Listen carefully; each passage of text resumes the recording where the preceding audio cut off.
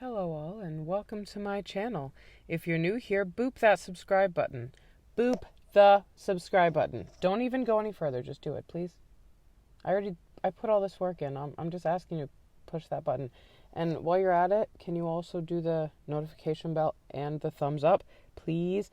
My last video that I posted got 150 views and only 7 thumbs ups. I know I'm not like a pro at this yet, but I don't think I am that bad, guys. Come on. It takes 2 seconds. Anyway, if you're still watching, thanks.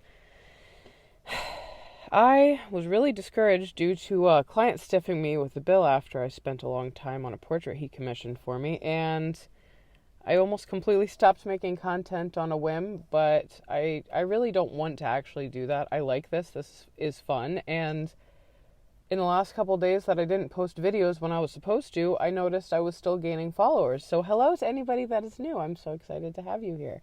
I'm not usually this flaky. Okay, yes, actually that's a lie. I am usually this flaky, but I'm trying to get past that and actually be, reliable. So I'm going to throw all the videos I owe at you starting tonight.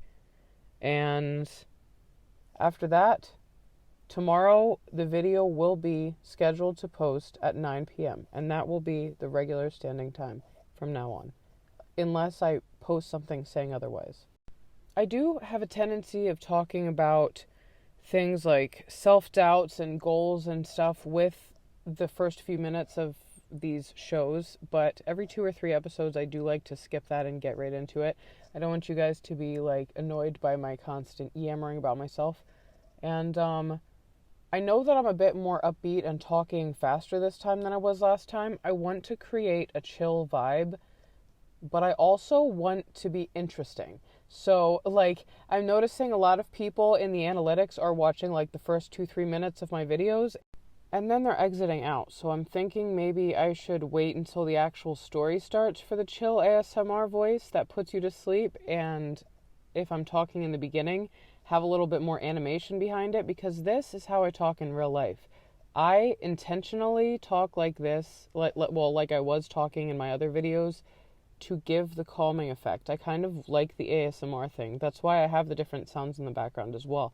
I want this to be something that helps people fall asleep. Even though we're talking about murder, there is a little niche group that I am part of that watch true crime to fall asleep. So those are my people, and that's the demographic that I was kind of trying to cater to.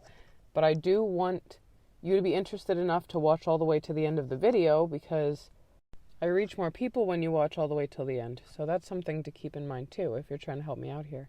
Chances are by the time I hit my 30th episode with the show, I will have eliminated this little talking beforehand about personal things segment completely out of the series. And I will probably have a separate series just for that sort of thing, because I know that those that come here really don't want to hear about my art and stuff like that. If you're here for true crime, that's one thing. I have other channels for my art, and I guess I'm just trying to find balance and separation, and I appreciate your patience as I figure things out. So anyway, this is True Crime Time Hop, episode 11. Warning, the following content may be disturbing to some audiences. If you may be triggered by talk of abuse, sexual violence, murder, etc., please exit the video now and prioritize your mental health.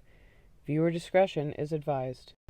Susan Lucille Wright was born on April 24, 1976 in Houston, Texas. In 1997, she worked as a waitress at a restaurant where she would soon meet her future husband, Jeff Wright.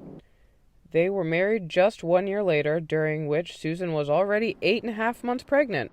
Not long after, they became parents to a son, and then in 2002, a daughter followed. From an outsider's perspective, they seemed like your typical Joneses, enjoying each other's company and loving on their young children.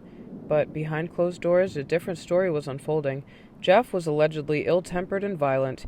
He began to abuse Susan in the first few years of their marriage, and after she had her daughter, her protective instincts took over. On January 13, 2003, Susan had a saucy idea. She wanted to tie her husband to the bed, and he, of course, obliged her.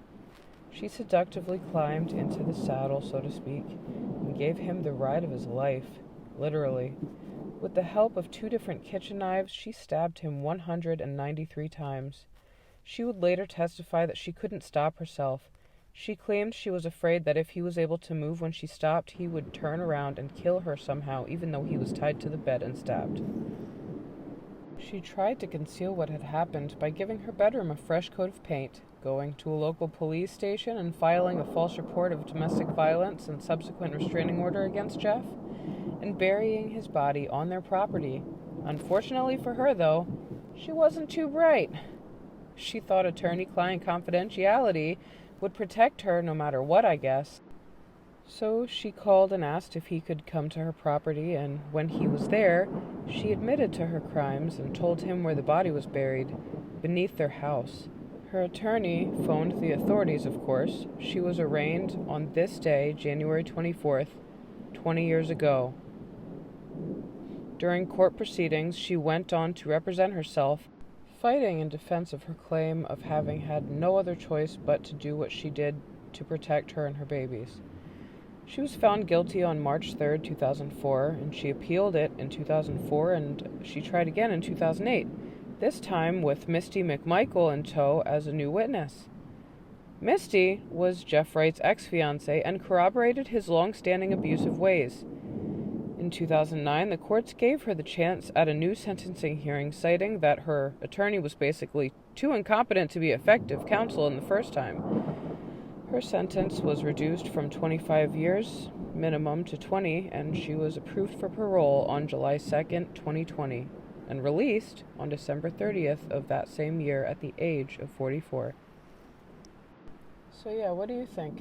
I can't help but kind of play the devil's advocate here because I have been abused, and more often than not, the victim is invalidated and questioned and undermined, and so for that reason I hesitate to question that she was being abused, because I mean, he was abusive according to the ex too, so it doesn't seem like it's completely false, but premeditating a murder seems a bit out of line. But anyway, what do you think? Leave me your opinion in the comments.